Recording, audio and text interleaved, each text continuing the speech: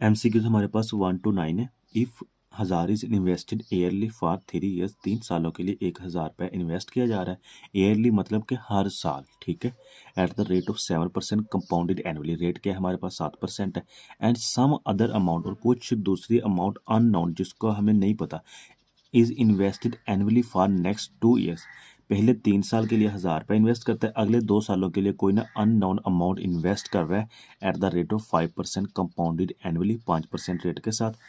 And 5 lakh is received at the end of the 5 years, 5 सालों बाद उससे ना 5 लाख रिसीव हो रहा है, ठीक है। Then find the amount invested in last 2 years. ये जो अननोन अमाउंट है ना, जो लास्ट 2 ईयर्स में उसने इन्वेस्ट किया है, ये हम लोगों ने फाइंड करनी है, ठीक है।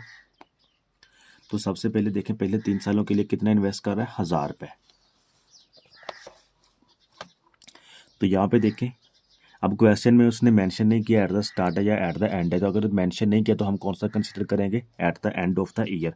तो इट मीन्स कि 1000 रुपये यहाँ पे इन्वेस्ट किया उसने, फिर दूसरे साल इसी तरह, पहले 3 साल उसने 1000 रुपीज़ इन्वेस्ट किए हैं, ठीक है। और इसका रेट क्या है, 7% कंपाउंडेड एनुअली। उसके बाद नेक्स्ट 2 ईयर्स, ये चीज़ हम लोगों ने फाइंड करनी है, जो लास्ट 2 ईयर्स उसने इन्वेस्ट कितना किया है, और उसको 5 सालों बाद टोटल कितना रिसीव हुआ है, 5 लाख रुपए।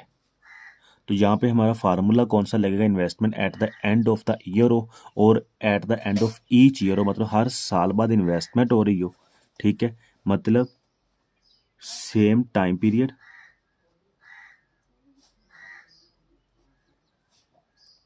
और सेम इन्वेस्टमेंट,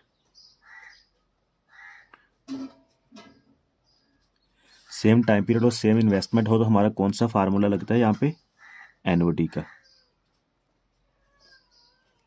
ठीक है। एनुटी कौन सी लगेगी, अगर investment at the end of the period हो,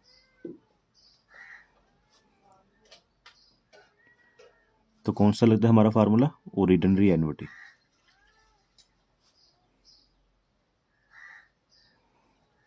अगर इन्वेस्टमेंट हमारी at the start of the period हो,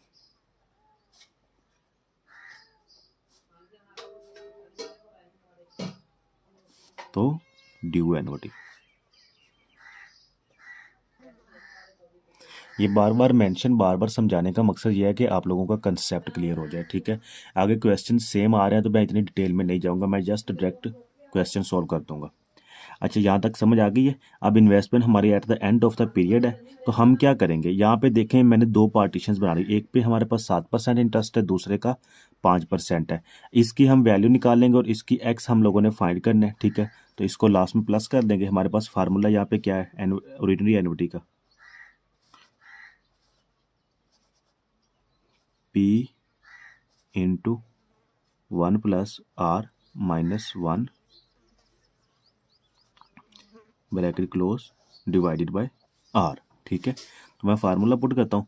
ये पहले 3 सालों का हमारे पास कितनी इन्वेस्टमेंट है, P मतलब कि जो इन्वेस्टमेंट करता है वो है 1000 रुपये, और at the end of the 5 year मतलब 5 सालों बाद उसको सम कितना रिसीव होता है, 5 लाख रुपये रिसीव होता है, फ्यूचर वैल्यू, ये पुट कर दिया, इज इक्वल टू, अब इसमें ये 1 प्लस रेट हमारे पास पहले 3 सालों का कितना है, 7% है, ब्रैकेट क्लोज एन कितना है, 3। ये 3 क्यों है, क्योंकि ये पहले 3 सालों का है, 1 2 3 एट द एंड ऑफ 3 सालों का रेट है, ब्रैकेट क्लोज -1, ठीक है, डिवाइडेड बाय 7%। अब हम लोगों ने फाइंड क्या करना है, नेक्स्ट 2 ईयर्स का अननोन वैल्यू फाइंड करनी है, ठीक है। तो प्लस कर दें। प्लस मैं क्यों कर रहा हूँ, क्योंकि यहाँ पे देखें टोटल हमारे पास 5 साल का रिसीव होता है, उससे कितना, 5 लाख रुपए, टोटल 5 लाख का। इट मीन्स कि पहले 3 साल ये और 2 साल ये, तो ये एक्स वैल्यू हम लोगों ने फाइंड करनी है। 1 प्लस आर कितना है हमारे पास, दूसरा 5% है। अगर 5% रेट है तो उसका टाइम कितना है, नेक्स्ट 2 ईयर्स, 1 2 4 और 5, 2 सालों का, ठीक है, -1 bracket close divided by 5%। Calculator पे वैल्यूज पुट करते हैं। ये हमारे पास आंसर आ गया 242,334। एक्स इज इक्वल टू 242,334, यही हमारा आंसर होगा। नेक्स्ट एमसीक्यूज देखें। Zafar has purchased a motorcycle, उसने परचेज की है कितनी, 40,000 की, फ्राम हिज फ्रेंड, अपने दोस्त से, who has given him the following payments option. उसने 40,000 की ना उधार मोटरसाइकिल लिया, तो उसने ना उसको तीन ऑप्शन दिए हैं, ठीक है। कौन से? उसने कहा कि पे 52,000 at the end of 4 years, कि 4 साल बाद आप इसका 52,000 पे कर देना, ठीक है। दूसरा ऑप्शन उसने दिया है कि 12,000 annually at the end of next 4 year, अगले 4 साल तक तुम इसका 12,000 पे करते रहना, ठीक है। तीसरा ऑप्शन है पे द फुल अमाउंट नो, अभी के अभी आप 40,000 पे कर दो। जैन से कॉस्ट ऑफ फंड्स क्या है, रेट उसके पास 10% है। Match the following, most beneficial उसके लिए कौन सा है, सेकंड मोस्ट बेनिफिशियल कौन सा है, थर्ड मोस्ट बेनिफिशियल कौन सा है। इसने करेक्ट ऑप्शन बता दिया कि मोस्ट बेनिफिशियल ऑप्शन ए है, उससे जो बाद में दूसरे नंबर पे बी है, तीसरे नंबर पे सी है। अब ये हम लोगों ने साबित करना है और बताना है क्या ये बात ठीक है या गलत है। तो सबसे पहले ना हमें क्वेश्चन को थोड़ा सा साइकी की समझना होगा कि क्वेश्चन में वो बताना क्या चाहता है। देखें, पे 52,000 at the end of 4 years, कि आप 4 साल बाद 52,000 पे कर दें, ठीक है। तो बताना है इसके लिए बेनिफिशियल होगा या नहीं। तो हम क्या करेंगे, ये 40,000 की फ्यूचर वैल्यू फाइंड कर लेते हैं। अगर 40,000 की फ्यूचर वैल्यू 52,000 से ज़्यादा आ गई, मिसाल के तौर पर 55,000 आ जाती है, तो इट मीन्स कि इसके लिए बेनिफिशियल क्या है कि ये 52,000 अभी 4 साल बाद पे कर दे, इसके लिए ये बेनिफिशियल है, क्योंकि वैसे तो बनती है 55,000, ठीक है, और इसको 3,000 का फ़ायदा हो रहा है, इट मीन्स कि ये बेनिफिशियल है। दूसरे पे क्या है, पे 12,000 annually at the end of next 4 years, अगले 4 साल तक वो इस हर साल 12,000 पे करता रहे, तो उसका टोटल कितना बनता है, उसकी फ्यूचर वैल्यू फाइंड करेंगे, ठीक है। अगर वो फ्यूचर वैल्यूज इससे कम आते तो इट मीन्स कि ये बेनिफिशियल होगा। पे द फुल अमाउंट नाउ, कि अभी के अभी आप इसकी फुल अमाउंट मतलब कि 40,000 पे कर दो। अब ये भी हम लोगों ने साबित कैसे करना है, यहाँ पे हमें 52,000 की ऑप्शन है, तो हम क्यों ना हमारे पास जो मोस्ट बेनिफिशियल होगा उसकी प्रेजेंट वैल्यू फाइंड करेंगे। अगर वो 40,000 से ज़्यादा हुई, इट मीन्स के फिर ये तीसरा ऑप्शन सही है। तो अब क्या देखना है, मैं आपको सॉल्व करके बताऊंगा, ऐसे आपको समझ नहीं आएगी। सॉल्व करते हैं। ऑप्शन ए देखें, पे 52,000 at the end of 4 years, कि 4 सालों के एंड पे 52,000 पे कर दो।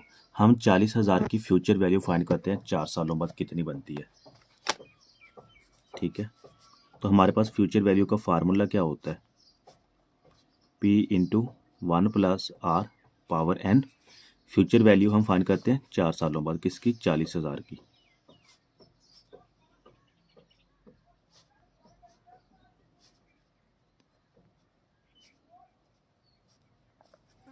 एन कितना है हमारे पास, 4 साल है। ये 4 साल बाद हमारे पास वैल्यू आ गया 58,564, 58,564, ठीक है। और इसने कितना बताया है कि 52,000 पे कर दें, ठीक है, यहाँ पे 52,000। तो अगर 58,000 में से माइनस 52,000 करें तो यहाँ पे हमें कितनी बचत हो रही है, तकरीबन 6,564 रुपये की बचत हो रही है, ठीक है। तो इट मीन्स यहाँ पे हमें 6,000 की बचत हो रही है अगर हम 52,000 अभी पे 4 सालों बाद इसका पे करें। दूसरा ऑप्शन देखें, पे 12,000 annually at the end of the next 4 years. 12,000 हम लोगों ने एनुअली मतलब कि हर साल पे करना है, नेक्स्ट 4 ईयर, अगले 4 सालों तक। तो हम 12,000 की फ्यूचर वैल्यू फाइंड कर लेते हैं। अब एट द एंड आ रहा है, दूसरा ईच ईयर एनुअली बेस पे आ रहा है, तो कौन सा फार्मूला लगेगा हमारा, ऑर्डिनरी एन्युटी का फार्मूला लगेगा। तो मैं डायरेक्ट वैल्यूज पुट करता हूँ, मेरे ख्याल से अब आपको फार्मूला तो याद हो गया होगा। तो इसकी फ्यूचर वैल्यू फाइंड कर लेते हैं, 1 प्लस आर, ये मेरे पास आंसर आ गया 55,692, 55,692, ठीक है।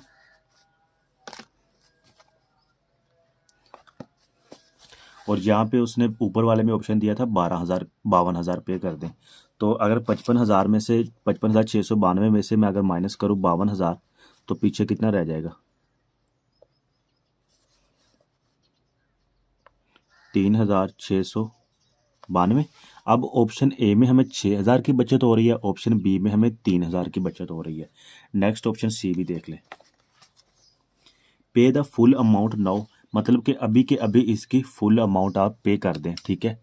कितनी, 40,000, ठीक है, तो हम क्या करेंगे 52,000 की ना हम प्रेजेंट वैल्यू फाइंड कर लेते हैं, वो कितनी निकलती है।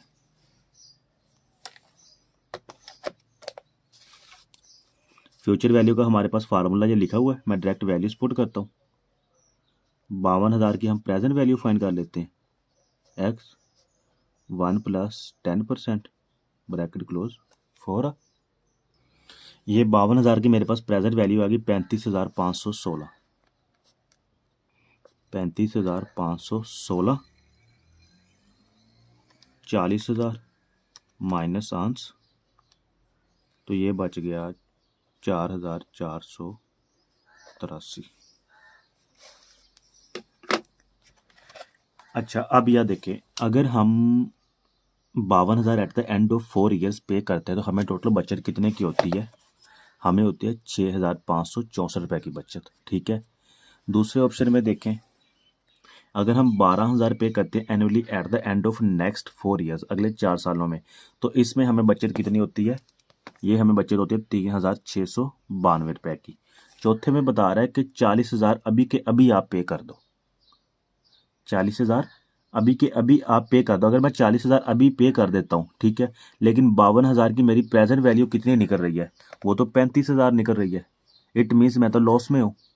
मतलब मैं 52,000 देना बेहतर समझूंगा कि 35,000, मतलब कि 40,000 बेहतर देना बेहतर समझूंगा।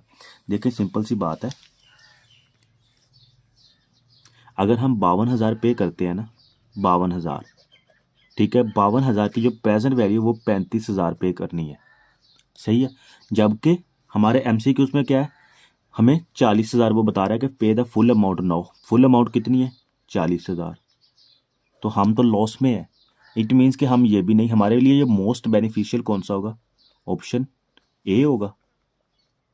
ठीक है, इसमें 6,000 की बचत है। उसके बाद दूसरे में हमें कौन सा मोस्ट बेनिफिशियल होगा, वो हमारे लिए ऑप्शन बी होगा। ठीक है, थर्ड पे मोस्ट बेनिफिशियल हमारे पास ऑप्शन सी होगा।